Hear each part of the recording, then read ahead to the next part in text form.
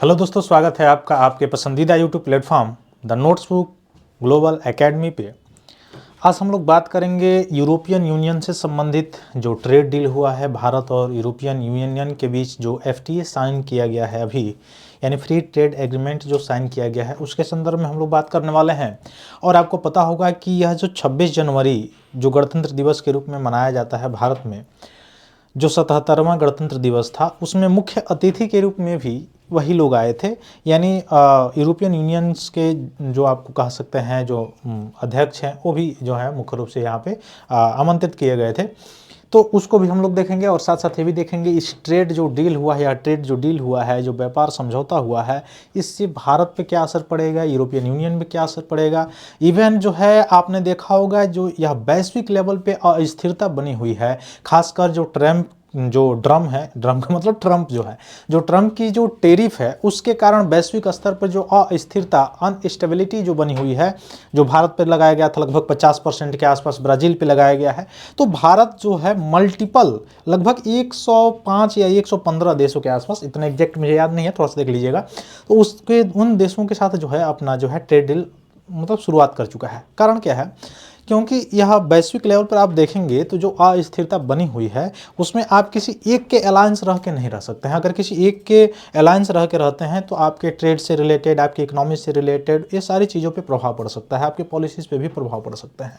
इसलिए आपको बायलैटरल बनना पड़ेगा। और बायलैटरल में आप देखेंगे कि जैसे मल्टीपोलर के रूप में आपको विकसित होना पड़ेगा। मल्टीपोलर मतलब एक सोर्स से कई जगह पे आपको एक्सपोर्ट जो है बढ़ाना पड़ेगा। अब एक्सपोर्ट बढ़ाएंगे कैसे? तो अलग अलग देशों के साथ रणनीतिक जो साझेदारी है, डिप्लोमेटिक जो साझेदारी है ना, फ्री ट्रेड एग्रीमेंट करके या अलग अलग व्यापारिक जो समझौते हैं उनके द्वारा बढ़ाएंगे। जैसे अभी हाल ही में आपने देखा कि भारत के द्वारा ओमान से, फिर यूएई से, फिर इथोपिया से, है ना, या फिर से साउथ अफ्रीका के भी बहुत सारे कंट्री हैं वहाँ से, फिर साउथ ईस्ट एशिया के जो कंट्री हैं वहाँ से, इवन रसिया से, है ना, यह अलग अलग जगह पे, इवन आपने देखा जर्मनी से भी। तो अलग अलग देशों से भारत जो है अपना पहुंच, अपने वस्तुओं की जो पहुंच बनाने के लिए यह मुख्य रूप से यह कार्य कर रहा है। जिससे अमेरिकी जो टेरिफ है, जो अमेरिकी राष्ट्रपति के द्वारा लगाया गया भारत पे जो टेरिफ है, 50% जो टेरिफ लगाया गया था, अब वो टेरिफ क्यों लगाया गया था उसका बहुत बड़ा पीछे कहानी है, वो आप लोग जानते भी हैं, मैंने बताया भी है इससे पहले वाले क्लास में, तो उस पर मैं नहीं जा रहा हूँ। लेकिन वह जो टेरिफ लगाया गया है उस पर भारतीय वस्तुओं पर इम्पैक्ट पड़ा। अब कैसे इम्पैक्ट पड़ा? तो आपने जाना होगा कि चूंकि कोई भी वस्तु होती है, जैसे मान लीजिए कि हमारे वहाँ से कोई वस्तु जब जाती है ना, तो अपने वहाँ से सबसे ज़्यादा, जैसे इंडिया और यूएसए की अगर बात किया जाए, तो इंडिया और यूएसए में अगर देखा जाए ट्रेड के अगर जरिए, तो ट्रेड के जरिए आपको दिखाई देगा कि हम यानी भारत जो है वह किस में है, सरप्लस की अवस्था में आपको दिखाई देगा।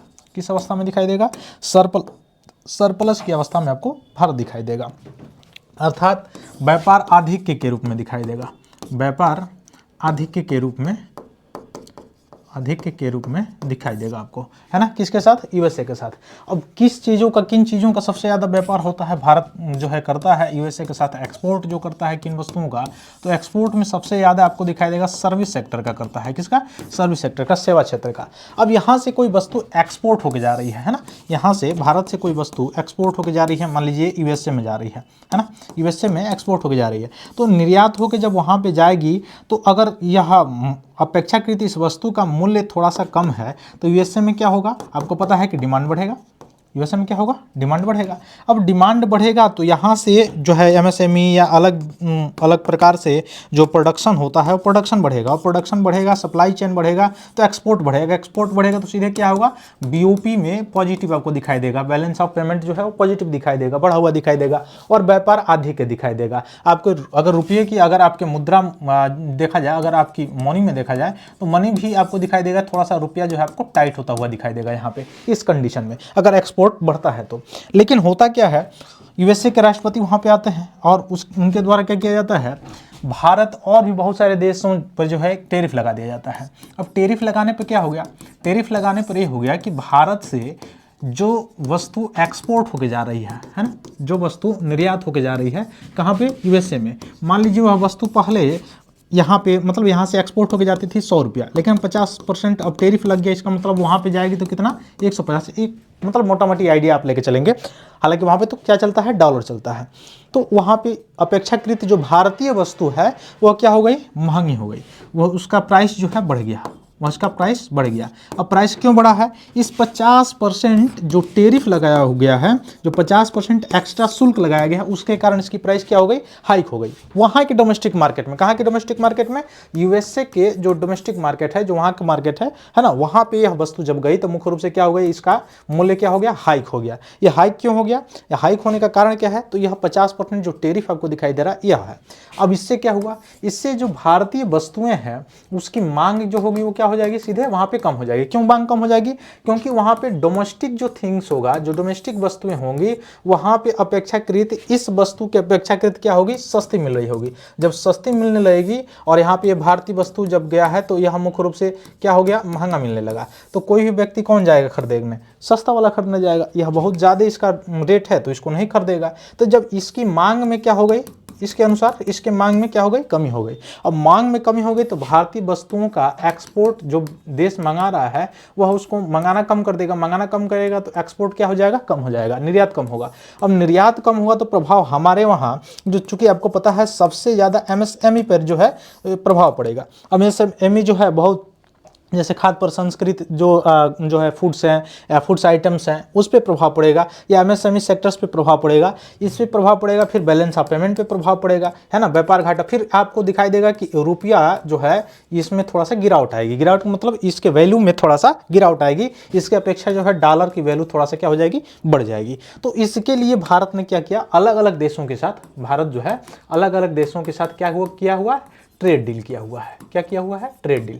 अब ट्रेड डील करने का मुख्य उद्देश्य क्या है कि अगर यूएसए के द्वारा ये जो टेरिफ लगाए गए हैं, जो सैंक्शंस लगाए गए हैं, हालांकि सैंक्शंस नहीं है और सैंक्शंस ही है एक तरह का जो टेरिफ है, ये जो लगाए गए हैं, इससे बचने के लिए मल्टीपोलर के रूप में हम उभरें। और मल्टीपोलर के रूप में एक, जैसे आपको पता है कि आपदा में अवसर को तराशना, जैसे मतलब तलाशना, आपदा में अवसर को आसानी से अगर तलाश रहे हैं आप, अगर आप मेहनत कर रहे हैं, रिसर्च कर रहे हैं, तो वह उसमें आप अपने आप को बूम कर सकते हैं। तो वही काम जो है भारत कर रहा है। यह वैश्विक लेवल का आपदा है, मतलब वैश्विक लेवल का आपदा का मतलब कह रहे हैं कि एक कहने का मतलब ये हुआ कि केवल भारत पे ही ये टैक्स का बोझ नहीं लादा गया है। बहुत सारे देश हैं, जैसे ब्राजील हो गया, जैसे आपने देखा चाइना भी हो गया, या बहुत सारे छोटे जैसे साउथ अफ्रीकन के कंटिनेंट के जो है देश हो गए, या यूरोपियन यूनियन के भी देश हो गए, वहां पर भी लगाए गए हैं। तो इससे सभी देश, या इवन कनाडा पर भी लगाए गए हैं, तो इससे सभी देश क्या है, बेचैन है। तो वैश्विक लेवल पर अपनी वस्तुओं का प्रसार कैसे करे भारत, इसके लिए अलग अलग जो है वह क्या अपना रहा है, वह ट्रेड के जो तकनीक है उसको अपनाने का काम कर रहा है। इसी के मध्य, चूंकि यह अभी से तो शुरू नहीं हुआ था, यूरोपियन यूनियन के बीच और भारत के बीच, चूंकि पिछले वर्ष से ही इसकी चर्चा चल रही थी, तो इन दोनों के बीच अभी हाल ही में क्या साइन हुआ है, एफटीए साइन हुआ है। एफटीए मतलब फ्री ट्रेड एग्रीमेंट साइन हुआ है, फ्री ट्रेड एग्रीमेंट, जिसके अंतर्गत क्या होगा, वहाँ की कुछ वस्तुएं जो होंगी, वहाँ की जो कुछ वस्तुएं होंगी, आगे अभी हम लोग लिस्ट में देखेंगे, जो भारत में आने पर क्या की जाएगी, रियायत दी जाएगी। और यहाँ की कुछ वस्तुएं हैं, वहाँ पे जब जाएगी तो वहाँ के मार्केट में क्या होगी, रियायत दी जाएगी, यानी अतिरिक्त शुल्क या शुल्क नहीं लगाया जाएगा। जिसके कारण क्या होगा, भारत की जो एक्सपोर्ट होगा, जो भारत का निर्यात होगा, जो निर्यात वाली वस्तुएं होंगी वहाँ पर जाएंगी तो क्या होगी, उसका निर्यात बढ़ेगा, प्रोडक्शन बढ़ेगा, है ना। तो दोनों देशों के मध्य ये सारी चीज़ें होंगी। अब आपको दिखाई देगा कि यूरोपियन यूनियन में टोटल 27 देश हैं।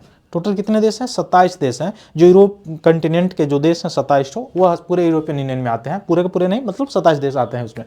तो इनके साथ ये ट्रेड डील हुआ है। अब इसमें आपको सबसे ज़्यादा जो अगर चिंता दिखाई दे रही होगी, वह दिखाई दे रही होगी इसको लेके, जो कि 1 जनवरी 2026 से लागू हो गया है ना। 1 जनवरी 2026 से लागू हो गया है। ये है क्या, तो कार्बन बॉर्डर एडजस्टमेंट मैकेनिज्म, मतलब कोई वस्तु है, उसके उत्पादन में, उसके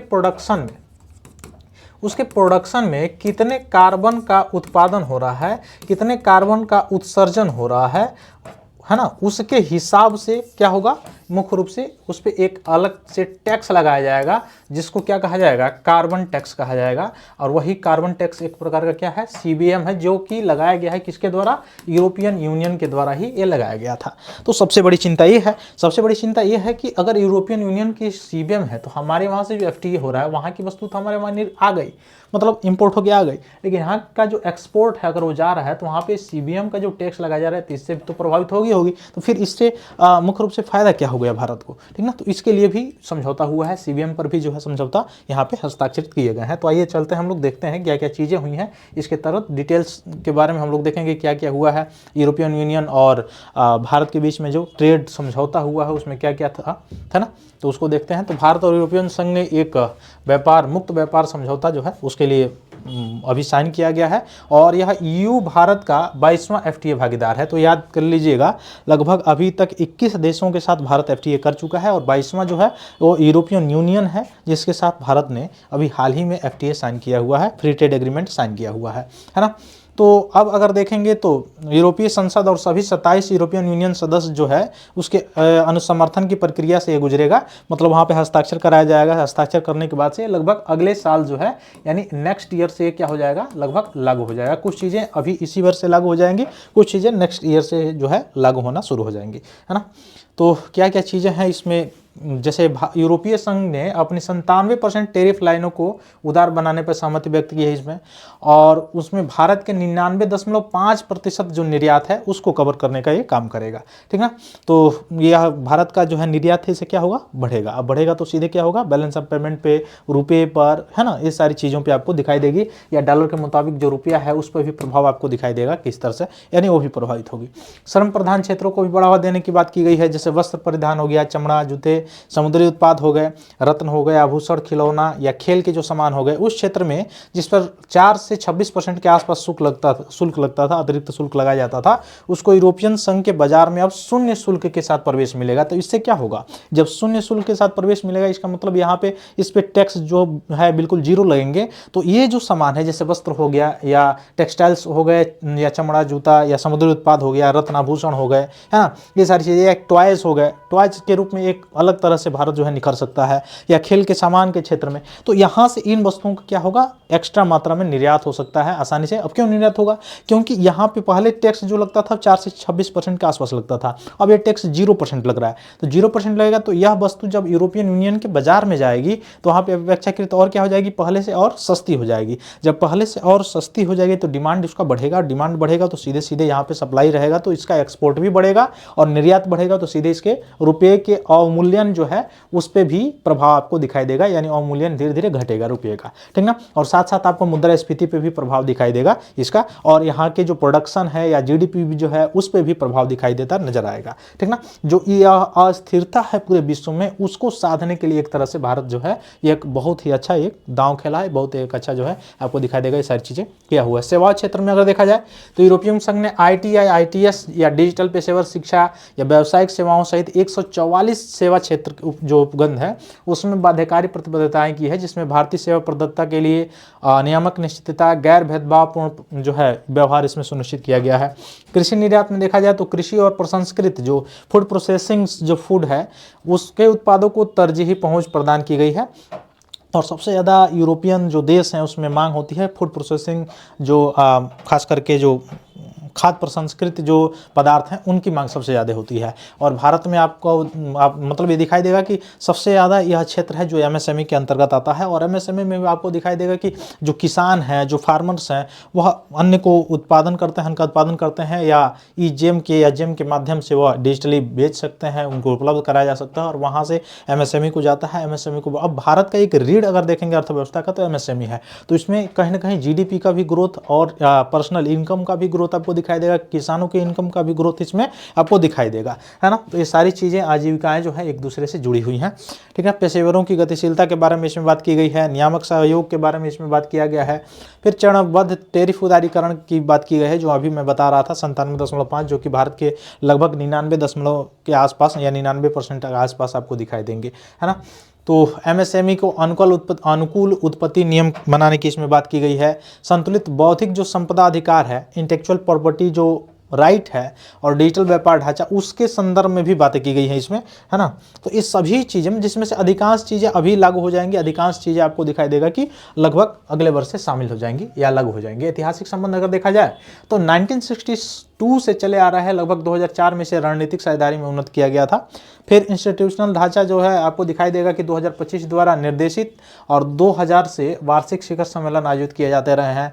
फिर आर्थिक सहभागिता में आपको दिखाई देगा कि वित्त वर्ष 23-24 में 135 बिलियन अमेरिकी डॉलर और एक प्रमुख निवेशक 117 से अधिक बिलियन डॉलर अमेरिकी डॉलर जो है मुख्य रूप से यूरोपियन संघ भारत का सबसे बड़ा माल व्यापार भागीदार भी रहा है। तो इस नज़रिए से आप देख सकते हैं। और दूसरे तरह से आप देख सकते हैं कि IMAC हो गया या समुद्री सुरक्षा हो गया, इंडो पैसिफिक पहल हो गया, जलवायु कार्रवाई हो गया, विज्ञान, अंतरिक्ष, डिजिटल परिवर्तन, इस सारी चीज़ों में रणनीतिक सहयोग की भी बात इसमें की गई है। रही बात CBM की, जो अभी मैं बता रहा था, कार्बन बॉर्डर एडजस्टमेंट मैकेनिज्म जो है, उसकी अगर मैं बात कर रहा था, तो 2026 से भारत से निर्यात होने वाला जो इस्पात है, स्टील है, चूँकि इस्पात के उत्पादन में जो है कार्बन का प्रयोग किया जाता है, एल्युमिनियम हो गया, रसायन हो गया, इसमें 20 से 35% तक कार्बन संबंधी कर लग सकते हैं। तो ये थोड़ा सा कंसर्न बना हुआ है अभी। यूरोपियन संघ विनियमन की बात किया जाए, रेगुलेशन की बात किया जाए, तो सख्त ट्रेसेबिलिटी और जियो टैगिंग आवश्यकता के कारण छोटे भारतीय जो किसान है उनको अनुपालन संबंधी चुनौतियों का सामना करना पड़ सकता है। ठीक ना, ये सारी चीज़ें जो है थोड़ा सा कंसर्न है इसमें। ठीक, तो यही सारी चीज़ें थी। FTA में आपको दिखाई देगा 8 FTA अभी हाल ही में आपको दिखाई देगा कि किसके साथ भारत के द्वारा किया गया है। अभी मॉरिशस के साथ किया गया है, CCPA 2021 में किया गया था हाल ही में, है ना। उसके बाद से UAE के साथ CSPA किया गया था, और उसके बाद से ऑस्ट्रेलिया के साथ आपको एकटा दिखाई देगा, फिर एकटा टेपा जो है आपको दिखाई देगा, फिर उसके बाद से आपको दिखाई देगा UK सेटा, है ना। फिर उसके बाद से ओमान के साथ अभी हाल ही में 2025 में आपने देखा कि भारत के प्रधानमंत्री गए थे वहाँ से। फिर न्यूजीलैंड FTA दिखाई देगा, यूरोपियन यूनियन FTA जो अभी हाल ही में शामिल हुआ है 2026 में। तो लगभग जो है 8 FTA साइन हो चुके हैं 2021 से 2026 के बीच अगर देखा जाए तो। अब इस पर क्या प्रभाव पड़ेगा, कैसे प्रभाव पड़ेगा, और वैश्विक स्थिरता और स्थिरता को भी देखते हुए एक आकलन आपको देखना पड़ेगा, तो जाके आपको स्पष्ट रूप से इसमें समझ में आएगा। अगर आपने इकोनॉमी पढ़ा, इकोनॉमी का कोर चीज़, बेसिक अगर स्ट्रक्चर जो है या बेसिक जो है अगर आपने क्लियर किया है, तो ये सारी चीज़ें बिल्कुल आसान लगेंगी, आपको समझ में आएंगी। ठीक है, तो फिर मिलते हैं हम लोग अपने अगली क्लास में। तब तक के लिए बहुत बहुत धन्यवाद दोस्तों। जय हिंद।